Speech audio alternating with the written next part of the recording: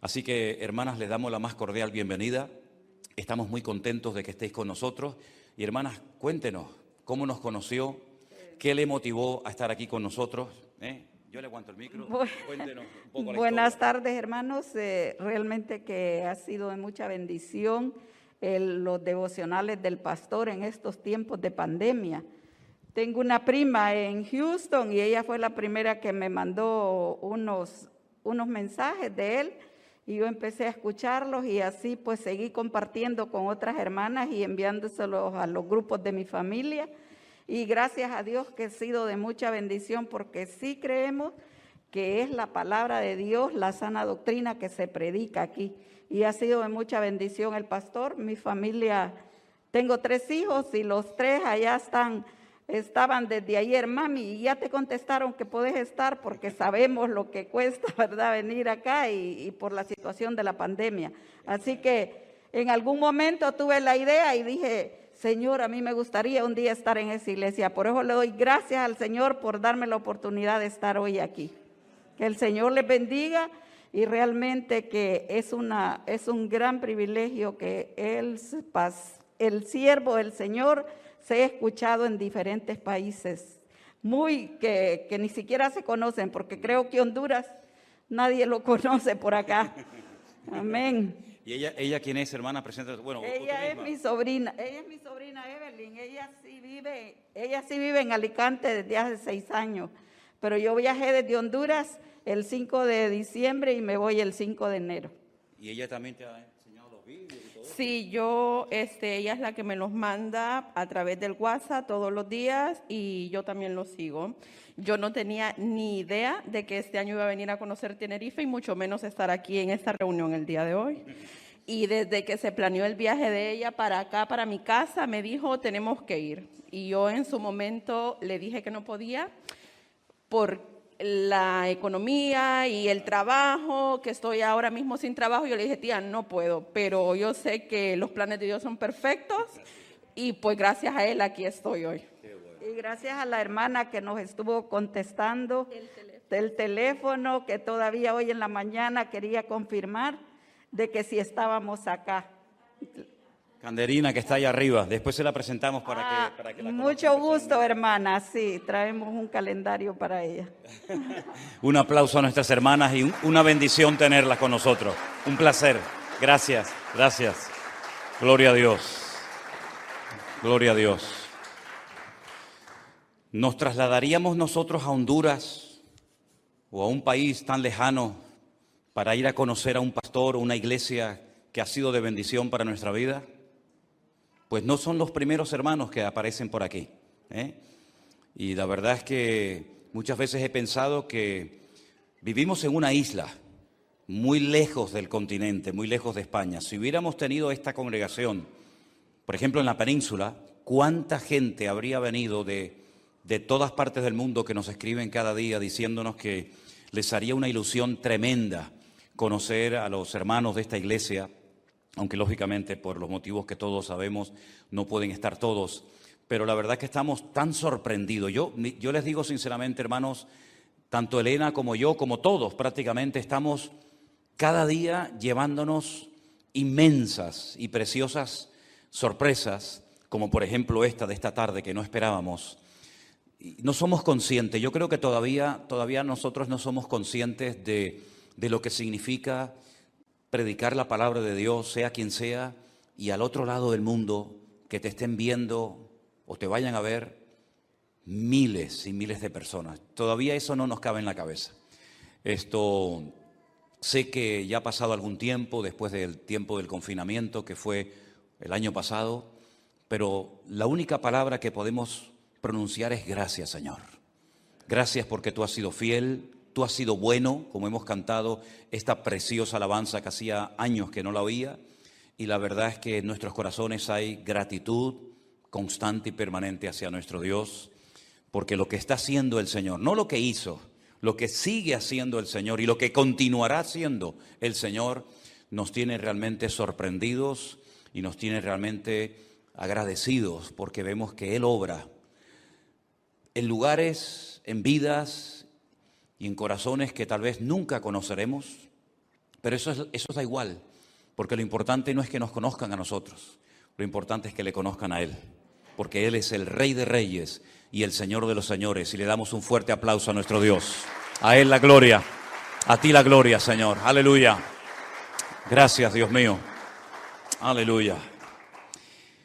Vamos a hacer una breve oración, un momentito, hermanos, para que el Señor nos abra el entendimiento y podamos disfrutar de esta palabra, que yo creo que es bueno que la escuchemos en el día de hoy, porque estamos en una época del año, estamos en unos días en los que de una forma especial estamos recordando acontecimientos que cambiaron el rumbo de la historia. Y me gustaría que en esta tarde disfrutáramos de esta palabra que vamos a escuchar a continuación. Te damos muchísimas gracias, oh Dios bueno, por el privilegio que nos has dado de poder llegar hasta aquí. Gracias por estas hermanas que han hecho un esfuerzo grande para poder estar con nosotros en el día de hoy, y las bendecimos y te damos gracias por sus vidas y por tantos y tantos hermanos alrededor del mundo, que también a ellos les gustaría estar esta tarde aquí entre nosotros, pero nos sentimos que estamos en el mismo espíritu y con un mismo sentir desde hace ya mucho tiempo, Señor, porque formamos parte de tu iglesia, de tu amada iglesia, la cual tú eres la cabeza y la máxima autoridad.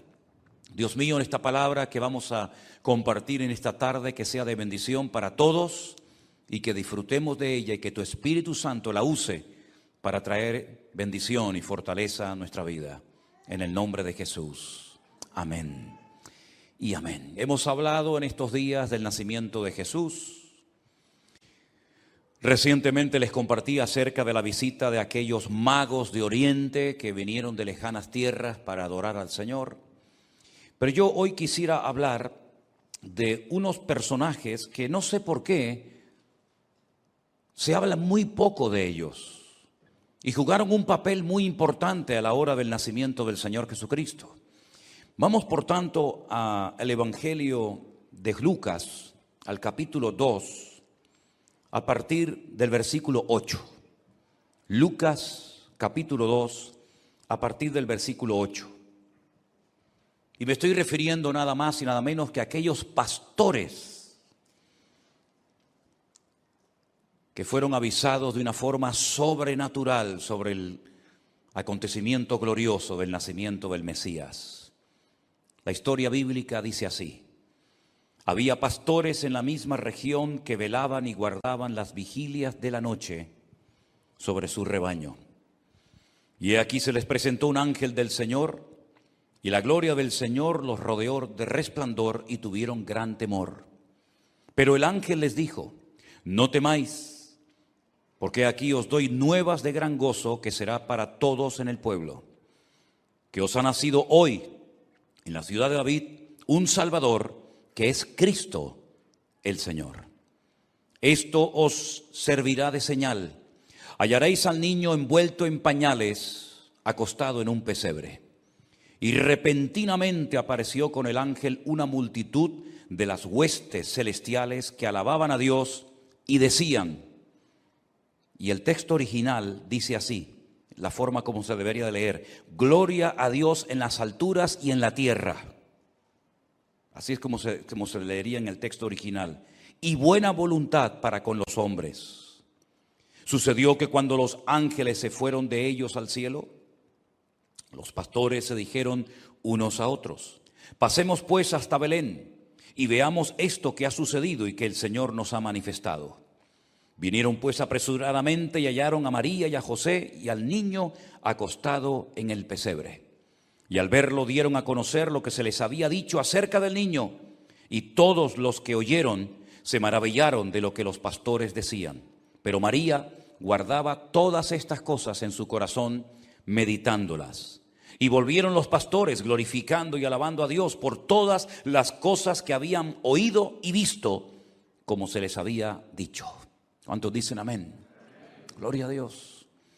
Hay tantos detalles en torno al nacimiento del Señor Jesucristo que estamos intentando en estos días especialmente No es que no lo podamos hacer en otro momento del año, pero especialmente en estos días estamos meditando, estamos compartiendo, estamos reflexionando sobre estos acontecimientos preciosos de la historia. El nacimiento del Señor Jesucristo fue un nacimiento especial, porque Él era una persona especial y vino a hacer algo especial. Pero para que se comenzaran a cumplir las profecías por orden, una detrás de otra, se tenía que dar algo que humanamente hablando hubiera sido imposible que se diera. Y es que sus padres, José y María, no vivían en la ciudad donde decía el profeta Miqueas que tenía que nacer el Mesías, sino que vivían hacia el norte. Y quiero ponerles ahí un mapa para que más o menos ustedes se hagan una idea. No sé si se puede ver bien. Ellos vivían en el norte del país, en una localidad, en una población llamada Nazaret. Y Belén queda al lado opuesto, al sur, más abajo de Jerusalén, aproximadamente como a 6, 7, 8 kilómetros al sur de Jerusalén, en una elevación de unos 800 metros aproximadamente. Ellos tuvieron que hacer un largo recorrido de norte a sur para que pudieran llegar al sitio exacto donde tenía que nacer el Mesías. Porque la palabra de Dios dice que tenía que nacer en Belén de Judea. Ahora, si ustedes leen el capítulo 2, el versículo 1, y vamos a ponerlo en la pantalla para que lo puedan ver, dice que aconteció que en aquellos días, justo en aquellos días, antes del alumbramiento, se promulgó un edicto de parte de Augusto César, que todo el mundo fuese empadronado. Ahora, ¿cuántas veces a lo largo de la historia Dios ha utilizado a inconversos, a líderes con una autoridad tremenda, políticos, para que ciertas y determinadas profecías se cumplieran? Muchísimas veces. Miren, por ejemplo, a Faraón, tanto aquel que les dio la bienvenida a la familia de José, como aquel que los convirtió en esclavos. Los dos fueron usados por el Señor y tal vez ellos ni fueron conscientes de que eran instrumentos en las manos del Señor en aquel tiempo. Miren, por ejemplo, el caso del rey Nabucodonosor. Cómo fue el instrumento que el Señor utilizó para atacar la ciudad de Jerusalén y llevarse cautivos a centenares y a miles de judíos y durante 70 años permanecer en el destierro. Y cómo el Señor volvió a utilizar tiempo más tarde a otro rey que aún no había nacido, y ya con casi 800 años de antelación, un profeta había profetizado de que un hombre llamado Ciro le daría el permiso a los judíos que se encontraban en Babilonia para que retornaran otra vez a Jerusalén a restaurar la ciudad, la muralla, el templo, etcétera, etcétera. Sí, hay cantidad de políticos, de hombres con poder y autoridad que a lo largo de la historia fueron muy usados por Dios para que algunas y determinadas profecías se cumplieran. Y ahora tenemos otro caso más, otro ejemplo más. Dice en el versículo 1 que Augusto César promulgó un edicto para que todo el mundo, esa expresión en el texto original dice toda la tierra habitada, toda la tierra habitada, todas partes donde hubiera personas que formaran parte del Imperio Romano, de las tierras conquistadas por el Imperio Romano, tenían que ser empadronados. Ahora, la pregunta es, ¿por qué se le metió en la cabeza a este hombre que todo el mundo tenía que ser empadronado en aquel tiempo? Dicho sea de paso, Augusto no es el nombre de este hombre.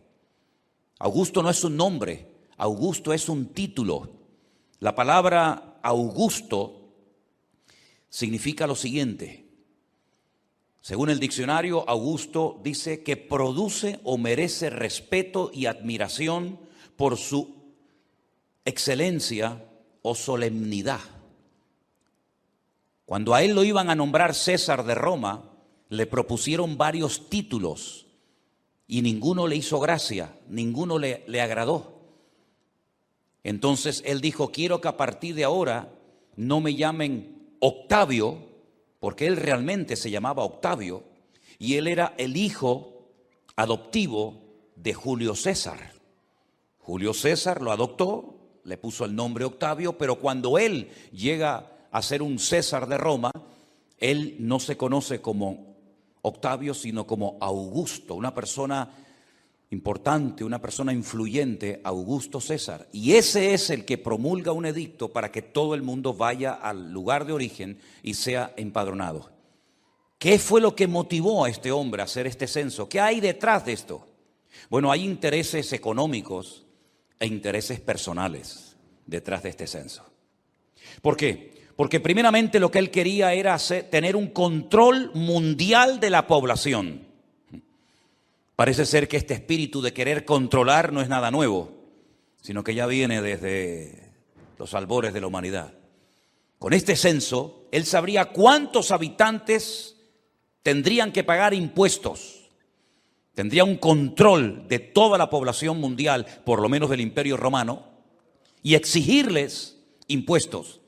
Porque él necesitaba grandes cantidades de dinero para poder mantener sus fronteras seguras con el ejército, con las legiones, con los soldados romanos. Y aparte, con esos impuestos que impondría a las personas que fueran censadas, podría seguir llevando esa vida de despilfarro y de lujo y de excesos y abusos, pues como le gustaba tanto a él como a todos los césares de Roma. Así que detrás de este censo hay, sin lugar a dudas, beneficios económicos para Roma y un bienestar personal para esta persona. Pero esas ambiciones, esas necesidades nacionales o políticas, el Señor las utilizó para que José y María emprendieran un largo viaje desde Nazaret, el norte, hasta el sur, Belén, provincia o región de Judea. ¿Casualidad? No existen casualidades en Dios. Todo está controlado por la mano de nuestro Dios. ¿Cuántos dicen amén? Él fue un instrumento más que el Señor utilizó para que José y María, cuando llegaran a Belén de Judea, allí le vinieran los dolores del parto y allí naciera el Mesías, como estaba escrito en la palabra del Señor hacía mucho tiempo. Ahora bien, los primeros que se enteraron del nacimiento de Cristo y que fueron y lo vieron personalmente, fueron estos pastores. Por eso muchos opinan que el Señor Jesucristo no pudo nacer en diciembre, que es pleno invierno. Y por si no lo saben ustedes, en Israel en pleno invierno hace muchísimo frío. Incluso caen unas nevadas tremendas. Y hace años un hermano me dijo, pues yo no sabía que en Israel nevaba. Sí, nieva y mucho. Y Belén, que está a 800 metros de altura, pues las nevadas y el frío es tremendo. Como por ejemplo en Jerusalén y en otras partes del país. ¿A qué pastores se les va a ocurrir en pleno mes de diciembre, con un frío terrible por las noches y probablemente con nieve, estar a la intemperie cuidando ovejas?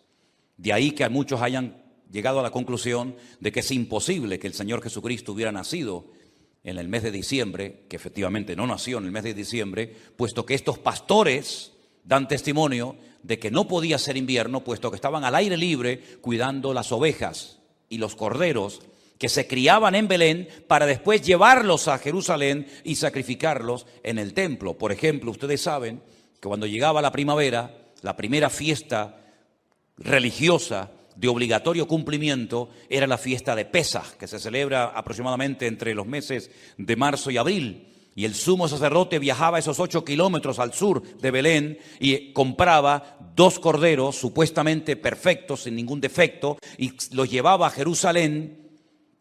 Y entonces allí los tenían en observación durante varios días, y si cumplían con los requisitos, pues entonces se sacrificaban.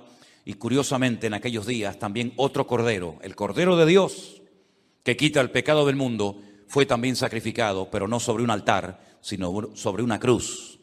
Y para que con su sangre pudiéramos recibir el perdón de nuestros pecados, ¿verdad?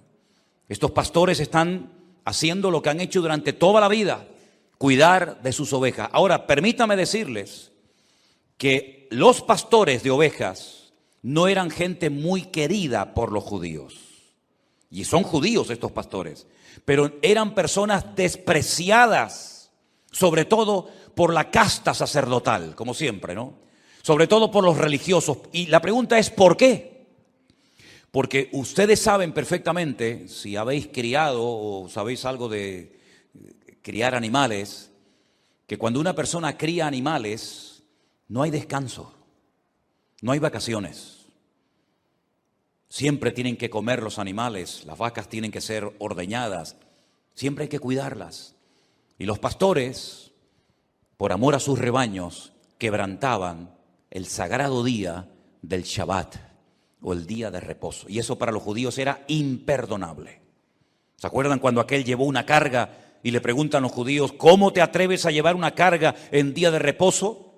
Y él dijo, aquel que me sanó me dijo, toma tu lecho y anda. Y era día de reposo. Y por eso querían matar al Señor Jesucristo.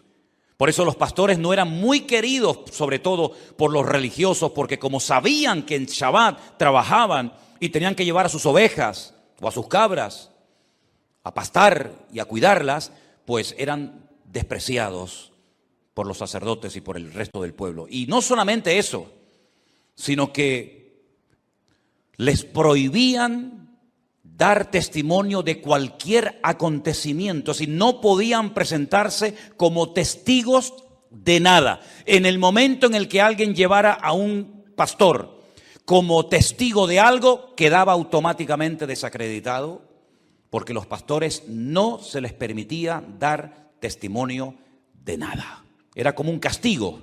Quebrantan el Shabbat, pues ustedes no sirven como testigos de nada. Y mira tú por dónde el Señor Jesucristo, rompiendo la norma y las costumbres de los hombres, rompiendo el patrón de que estos no sirven para nada, los elige y se les revela la gloria del Señor de una forma tan espectacular que van a ser los primeros testigos oculares del nacimiento del Mesías en Belén de Judea. ¿Qué les parece? Y aquí se cumple lo que dice 1 Corintios capítulo 1, verso 28. Se cumple a la perfección que Dios toma lo vil y lo menospreciado, lo vil del mundo y lo menospreciado es lo que Dios escoge, y lo que no es, para deshacer o avergonzar a los que se creen algo. ¿Quién iba a creer en el testimonio de unos pastores que eran rechazados, que eran menospreciados y que no servían como testigos de nada? ¿Quién iba a creer en el testimonio de estas personas? ¿Saben lo que está haciendo Dios con esta manifestación de gloria? Con estas huestes celestiales que comienzan a cantar y a gritar en las alturas, diciendo gloria a Dios en las alturas y en la tierra paz y buena voluntad para con los hombres. ¿Saben lo que Dios está haciendo? Diciéndoles lo que el mundo ha hecho con ustedes, que no les aman, que los desprecian y que nos rechazan. Ustedes han sido escogidos por Dios para que sean los primeros en ver la gloria y el cumplimiento de las palabras proféticas que han sido escritas acerca de mi Hijo. ¿Cuántos dicen amén? Sí, esto es algo tremendo. A veces leemos las cosas de la Biblia y no les damos la importancia que la Biblia le da. Pero fijaros, en el nacimiento de Cristo estuvieron los intelectuales de la época. Sí, los intelectuales de la época, los astrónomos, los intérpretes de sueños, los magos. Estuvieron la gente humilde, los que nadie quería, con los que nadie iba a tener ningún contacto ni relación. Por ejemplo, los pastores. También de alguna manera los religiosos intervinieron, porque cuando Herodes los mandó a llamar y dijo, decidme dónde dicen las Sagradas Escrituras que tiene que nacer el Mesías, ellos tuvieron que ir a los textos de la Biblia, tuvieron que ir a los pergaminos y descubrieron que en Miqueas capítulo 5, allí se encontraba el lugar exacto donde el Mesías tenía que nacer.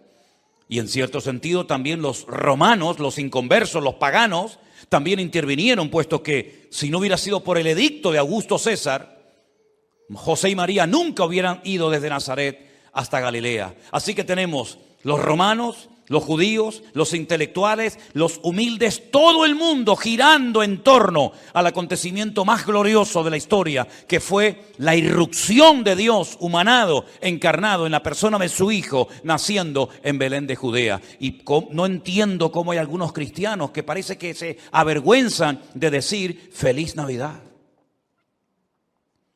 Yo no me avergüenzo de celebrar en estos días, aunque sé que no nació en estos días, aunque sé que mi Señor no nació en diciembre, porque hay tanta tontería en algunos creyentes que hasta te insultan cuando te escriben mensajes y correos y WhatsApp diciéndome: ¿cómo es posible, pastor Manolo Sierra, que usted hable de la Navidad? Si quieren la celebramos en agosto, o en febrero, o en abril, pero tengo la sensación de que a los religiosos y a los que no entienden el espíritu con el que hacemos las cosas, aunque celebráramos la Navidad en pleno verano, también se sentirían mal. Porque al inmundo todo le es inmundo y al limpio todo le es limpio, dice la Biblia. Así que yo no tengo que pedir disculpas a nadie por recordar en estos días que mi Señor nació. El lugar, lógicamente, es importante, pero la fecha es totalmente irrelevante. Me da igual, ¿o no? Me da igual si nació el 24 de enero, el 4 de abril, el 8 de marzo, me da exactamente igual. El hecho es que Él nació y se cumplieron las Sagradas Escrituras. Y en algún momento del año, no es ningún pecado celebrar que mi Señor nació hace 2000 años. No es una fiesta establecida ni siquiera por el Señor, no es una fiesta de obligatorio cumplimiento, pero me da igual. Tampoco Purín para los religiosos. Tampoco Purín fue una fiesta ordenada por el Señor. La ordenó una mujer que dijo: Dios ha hecho algo tremendo entre nuestro pueblo. Dios nos ha salvado de un exterminio. Y para que no olvidemos nunca que el Señor nos salvó de la muerte a todos, vamos a celebrar cada año una fiesta que se llama la fiesta de las suertes, porque eso es lo que significa en hebreo la palabra Purín, por si no lo saben. Vamos a celebrar la suerte que tuvimos de que no nos mataran. Tampoco la fiesta de Hanukkah, la fiesta de las luces, cuando se pone el candelabro de 9 brazos, no el de 7, sino el de 9, tampoco es una ley establecida por Dios que hay que celebrarla. Pero ¿qué problema hay en celebrarla? ¿Y qué problema hay que ahora en diciembre, o en abril, o en mayo, o en enero, le digamos al mundo que nosotros creemos que Cristo vino a este mundo y nació? Y que nació con un propósito, como les decía ayer en el mensaje. Y ese propósito era ir a la cruz a morir por nuestros pecados y derramar su sangre y resucitar al tercer día, demostrando que Él no era un impostor, sino demostrando que Él es el Rey de reyes, el Señor de señores, el León de la tribu de Judá, el Alfa y el Omega. Y hoy queremos darle toda la gloria y la honra a nuestro Dios, porque Él se la merece. ¿Cuántos dicen amén? Gloria a Dios. Y si me quieren criticar ahora, mientras estoy predicando, porque hay gente aburrida que no tiene otra cosa que hacer que mientras un predicador, en este caso yo, estoy predicando, en vez de estar atentos a lo que estoy enseñando para que aprendáis, estáis ahí con las teclas del teclado cuestionando hasta la última coma y la última tilde que acabo de mencionar. Mis queridos hermanos, nosotros estamos orgullosos de poder recordar que nuestro Señor Jesucristo vino a este mundo. Y me da mucho dolor que en estos días las ciudades pues se pongan con una serie de luces y unas luminarias diferentes, y la gente haga fiestas y celebraciones y la gente tire la casa por la ventana, pero en el fondo millones de personas no saben cuál es el motivo. ¿Qué estamos celebrando? Porque cuando llega carnavales, aquí la gente en Tenerife sobre todo y en otras partes del mundo dice: no, es que los carnavales hay que celebrarlo. ¿Por qué? Porque son los carnavales. El culto de carne al dios Baal, agárrate. Eso hay que celebrarlo, el culto de carne al dios Baal, eso sí que hay que celebrarlo. Y la Semana Santa, claro, hay que sacar los muñecos a la calle para que cojan aire. Llevan un año sin salir. Como tienen ojos y no ven, boca y no hablan, oídos y no oyen, pies y no caminan, hay que sacarlos a los pobres para que cojan aire, ¿verdad? Y cuidado que viene el fuego, que hay que sacarlo para que no nos destruyan. Todo eso sí hay que celebrarlo. Pero que un grupo de cristianos queramos decirle al mundo: mira, Jesús no nació en diciembre, pero Jesús nació y vino a este mundo a morir por ti. Y que algunos cristianos te critiquen por eso, que Dios los bendiga, sinceramente. Pero ¿saben qué, mis queridos hermanos? Estos hombres humildes salieron corriendo al pesebre y siempre me he preguntado: un buen pastor jamás abandona sus ovejas. Les voy a contar una anécdota. Vivimos durante un periodo corto de tiempo en el norte de España. Estuvimos pasando unos días en un caserío en el País Vasco, en Tolosa, Guipúzcoa, en lo alto de una montaña, en el monte Izaskun, para más información. Y toda esa zona es zona montañosa donde hay miles de cabezas de ovejas y por supuesto los pastores. En aquellos años teníamos otro pastor alemán, otro perro, no este porque si no este tendría la vida eterna, sino otro. Y yo iba caminando por el monte y de repente al salir de la curva me encuentro a un pastor con sus ropas de pastor, ¿verdad? Con su cayado, con su vara, etcétera. Y entonces me para y me dice, agárrame al perro, ten cuidado con tu perro, porque tengo las ovejas más adelante y cuando lo vean se van a asustar. Aún no se veían las ovejas, aún no había llegado a donde estaba el rebaño, pero ya el pastor, vigilando, me dijo, agarra al perro, que las ovejas se van a asustar y se van a marchar. ¿Qué te parece? Tenía una visión de algo que podía ocurrir, porque para eso es un buen pastor. Queridos hermanos, el Señor a todos y a cada uno de nosotros nos cuida con un cuidado personal e individualizado. Él sabe tus temores, tus necesidades. Él sabe cómo estás en este momento. Físicamente, espiritualmente y también de aquí. No hay ni un solo detalle que el Señor ignore de nuestra vida. Todo lo sabe y lo conoce perfectamente, porque Él es nuestro pastor y nada nos faltará. Él nos cuida, Él nos provee, Él nos ayuda, Él nos defiende, incluso de cosas en el mundo espiritual que suceden y que nosotros, tal vez por nuestra torpeza o ignorancia espiritual, ignoramos, pero que Él nos protege de noche y de día. Y mientras dormimos, el ángel del Señor está acampando alrededor de nosotros para defendernos. Y si ese texto bíblico que está en los Salmos lo lee un hermano en España, en Honduras, en Colombia, en Venezuela, en Jamaica o en cualquier parte del mundo, se lo puede apropiar. Y entonces la pregunta obvia es, pero entonces ese ángel, ¿quién es? Porque si está cuidando al hermano que está durmiendo en Australia y al mismo tiempo al hermano que está de viaje en no sé qué país, entonces ese ángel está en todas partes, es omnipresente. Claro, porque ese ángel no es un ángel de carne y hueso. Ese ángel es el ángel del Señor, es el enviado del Padre, es nuestro Señor Jesucristo, el que dijo, yo estaré contigo todos los días hasta el fin del mundo. Y por eso cuida a su iglesia y la ha cuidado durante 2000 años. Aunque han intentado silenciarnos. Aunque han intentado arrasarnos de la faz de la tierra, el Señor dice que amó a la iglesia, se entregó por su iglesia, la sustenta y la cuida, y además dice, y las puertas del Hades no prevalecerán contra ella. Y por eso tú y yo estamos en pie aquí, todavía a estas alturas de la vida. ¿Por qué? Porque hay un propósito, porque Dios nos ama, porque Dios quiere usar nuestra vida. Y yo pediría a todos ustedes que hiciéramos un esfuerzo en el nombre del Señor para poder terminar este año en una contundente y rotunda victoria, más victoria incluso que el año pasado. Que podamos terminar el año diciendo hay victoria en mi vida, hay victoria en mi ministerio, hay victoria en mi familia, hay victoria en mis hijos, hay victoria y bendición de Dios en mi casa. Porque esa es la voluntad de Dios para todos y para cada uno de nosotros. Y en estos días no me digan a mí que no es hermoso hablar de los magos de Oriente. ¿No se te ponen los pelos de punta cuando lees esto?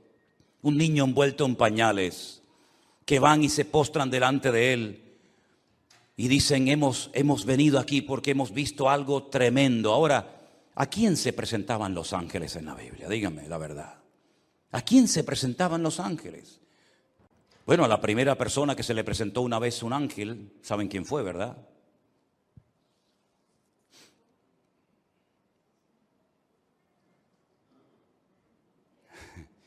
A la primera persona que se le presentó un ángel y le dijo algo fue a una mujer que huía y estaba desesperada en el desierto. Y era Agar. Y le habló un mensaje tremendo. Esa fue la primera persona que se le presentó un ángel. Se le presentaron ángeles a Jacob. Se le presentaron ángeles a Abraham. Los ángeles se presentaban a gente, digamos, importante, pero nunca jamás se habían presentado a gente tan humilde y tan despreciada y tan baja como a unos pastores. Pero se presentaron a ellos, y lo que me llama la atención es que los ángeles no se le presentaron a Anás y a Caifás, que eran los sumos sacerdotes de la época. Y es que vuelvo a lo de antes, Dios toma lo vil y lo menospreciado del mundo para avergonzar a los sabios o a los que se creen sabios y grandes en este mundo. Y ellos fueron allí y vieron con sus propios ojos al Señor Jesucristo, al Mesías. Probablemente cuando el Señor Jesucristo se manifestó públicamente en su ministerio, que ya habían pasado 30 años, seguramente estos pastores ya habrían muerto.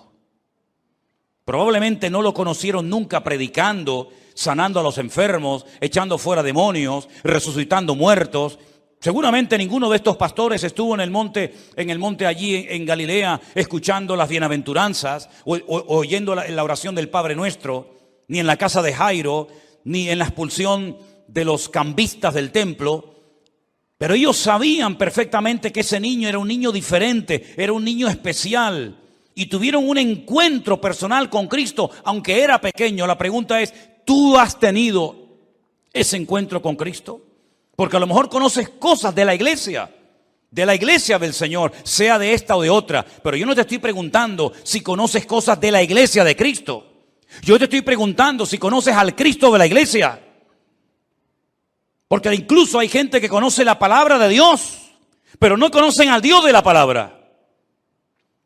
Y para eso vino el Señor Jesucristo a este mundo, para que el Verbo se hiciera carne y habitara entre nosotros y viéramos su gloria, gloria como el unigénito del Padre. Y habitó entre nosotros, hizo todo lo que tenía que hacer, pagó el precio de nuestros pecados y 2000 años después estamos aquí dando testimonio de estas cosas que la televisión no las habla, ni los políticos, ni los gobernantes. ¿Cuántas veces he pensado esta pandemia, que incluso algunos dicen que no existe, que no es real, pero bueno, como decía mi abuelo, en esta vida hay gente para todos. Vuelvo otra vez a lo de antes, cristianos aburridos que no tienen otra cosa que hacer que perder el tiempo en las redes sociales diciendo tonterías, pero bueno, Dios los bendiga. Pero nosotros estamos dando testimonio, porque lamentablemente cada vez hay menos gente que habla de Él. ¿Os habéis dado cuenta? ¿Cuántos anuncios de colonias vemos a lo mejor en 5 minutos viendo la televisión? Además, dicho sea de paso, ¿han visto algún anuncio de colonia traducido al castellano? Los graban en francés o en japonés o en lo que sea y ahí lo mandan para todo el mundo. Una detrás de otra, de turrones, de peladillas, de viaje, de ropa, de lo que quieras.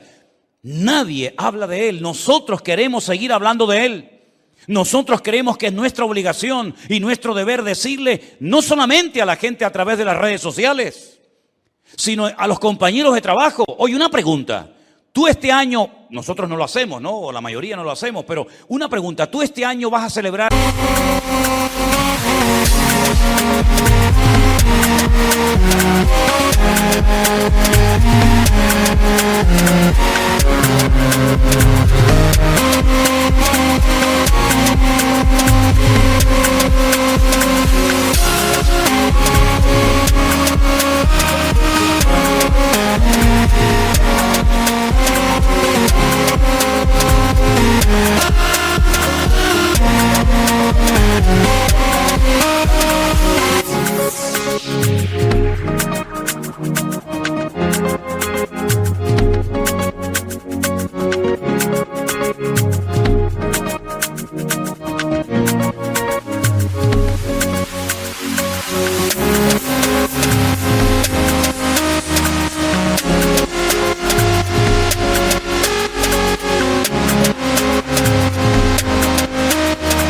La Navidad en tu casa, con tu familia, con los niños, con los nietos, con los sobrinos, y te dirá, pues sí. Una pregunta. ¿Y qué es lo que vais a celebrar?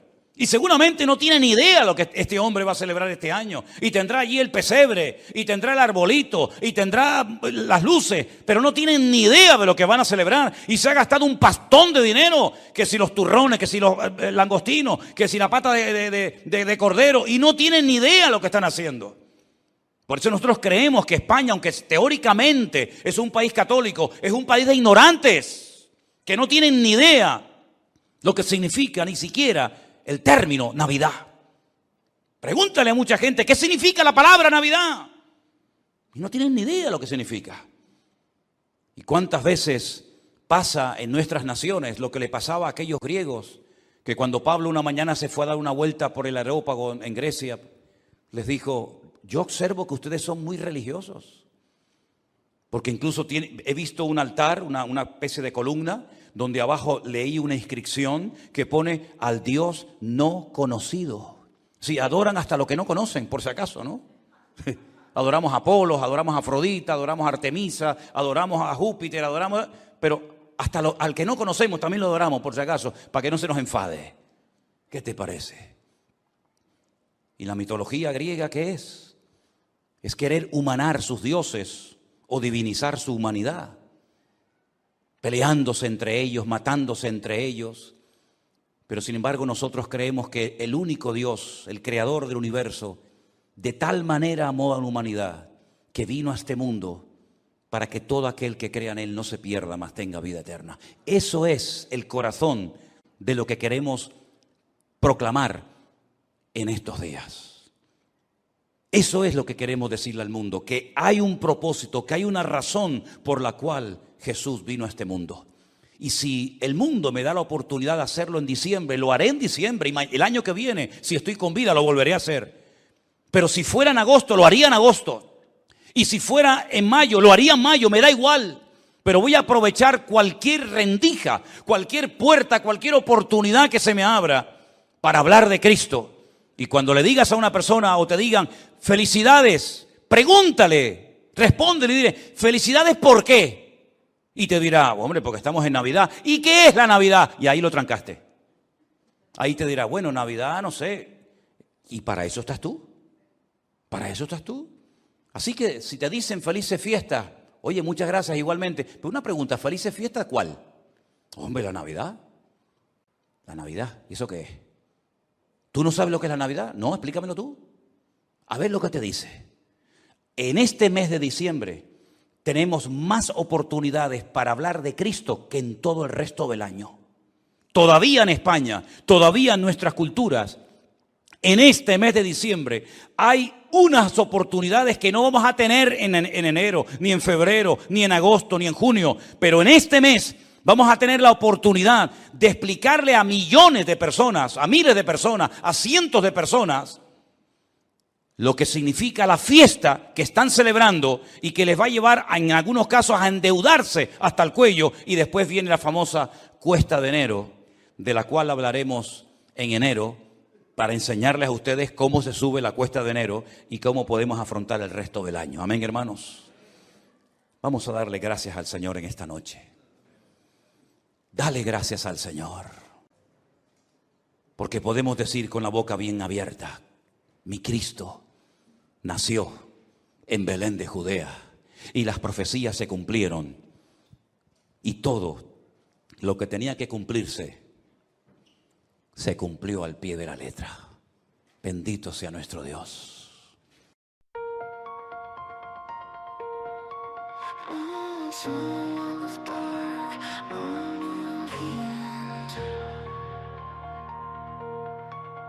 My friend still loves her, but for her sake he's choosing to go. If love is supposed to be like this, it's suffocating. And maybe that's why he can't stop the tears.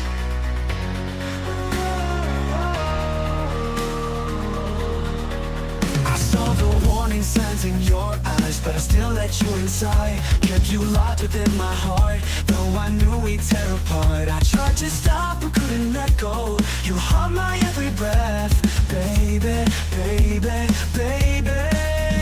My friend still loves her.